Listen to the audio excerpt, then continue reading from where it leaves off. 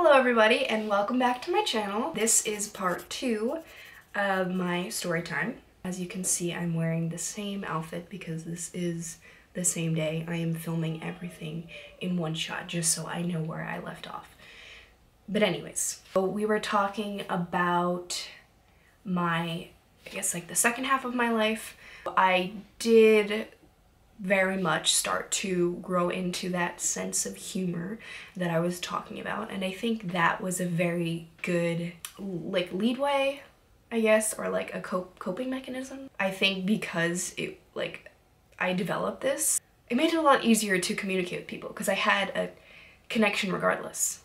You know, I had something to make people laugh, something to connect with. But I guess I really started to develop this again like when I was in middle school. Not that I became the class clown right away, actually high school. High school is when I really took off. I did start speaking to family members at this point, so that was, you know, another section to move on. I think going back to like all of my therapists, I did stop seeing them when I was in elementary school. Like once I started talking to my teachers, my parents were like, okay, like this is good to go, you know? I didn't need to be talking to them anymore because I was speaking, so my parents were like, okay, she's cured. But anxiety disorders, you don't really cure them, you just kind of cope with them. So like I was saying in my last video, it's something I'll always have with me. It's something to keep driving me forward and knowing, again, where I was then, this is where I am now. I used that sense of humor to kind of drive me forward.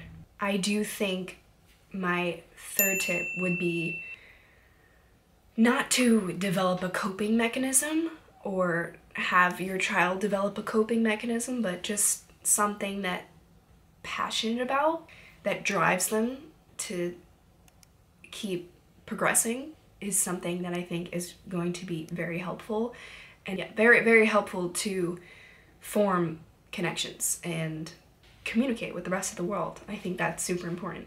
So I used my sense of humor and making people laugh. Like that was something that I really liked to do, so I kept doing it and it worked.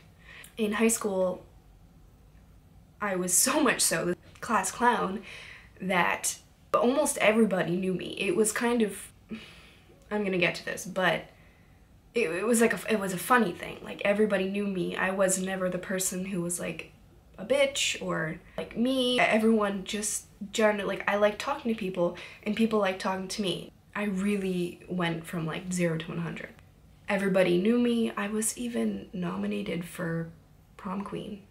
But I'm not sure if it was like, you know, like the thing where it's like people nominate you because they're making fun of you. I don't think it was that. I didn't win, but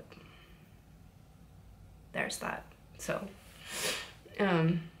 anyways, when I was even like early middle school and high school, I was the fat kid. I think that was another coping mechanism. Obviously, I'm not gonna do this as a tip because nobody wants that for their child and no child wants to be the fat kid. I did have a lot of other family problems, I guess, that I'll maybe get to in another video, that I was dealing with, so maybe that was a coping mechanism for that. I guess I was always kind of fat, to be honest. Even when I was younger, I was always sort of very round, and that was always a struggle. And in high school, I was finally like, look, this is enough. I can't do this anymore. I wasn't working out, I wasn't into sports, I was not athletic whatsoever. So in high school, I finally started working out at home and went to the gym, and I ended up losing like 90 pounds from when I started, which is kind of crazy to think about it. That's like a whole human right there. Like I lost a human off of my body. That might have been, you know, because in my early years, it's hard to get out of something once you're in it. Maybe it was something that I used to cope with, and you have developed these eating habits when you're younger. It's hard to get out, and the older you get, the harder it is to lose that weight.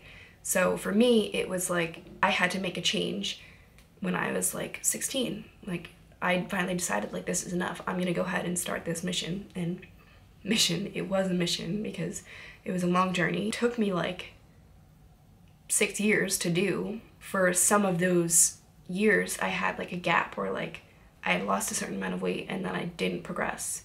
So it wasn't some, like, I'm not the kind of person that was like, oh, I'm gonna start this and then like 9 months I lost 90 pounds. No, it took me 6 years.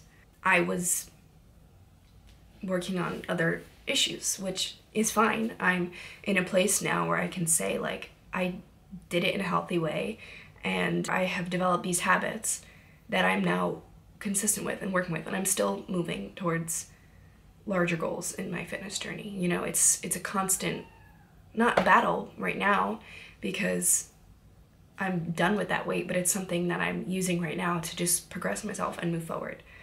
So I'm gonna say that's tip number 4 is have your child develop healthy habits at a young age.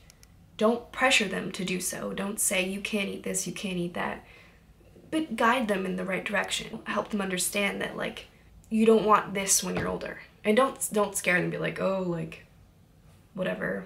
I would advise them to choose healthy habits knowing that this can happen to somebody else. I think that's really important. If I knew that when I was younger, I maybe wouldn't have chosen the path that I did. And if you're doing it too, like that's one thing.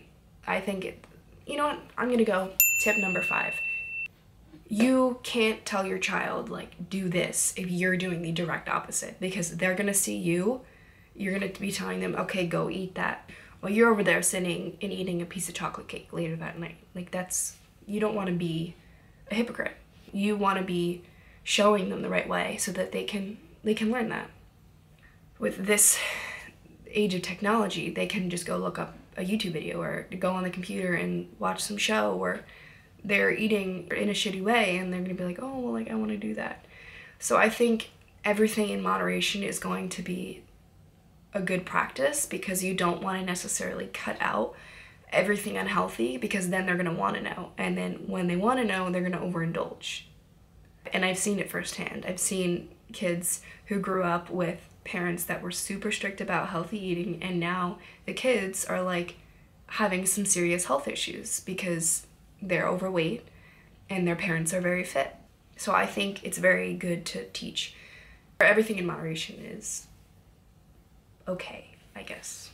Okay, so let me conclude by saying I think it's been a long journey for me, but I've learned a lot along the way.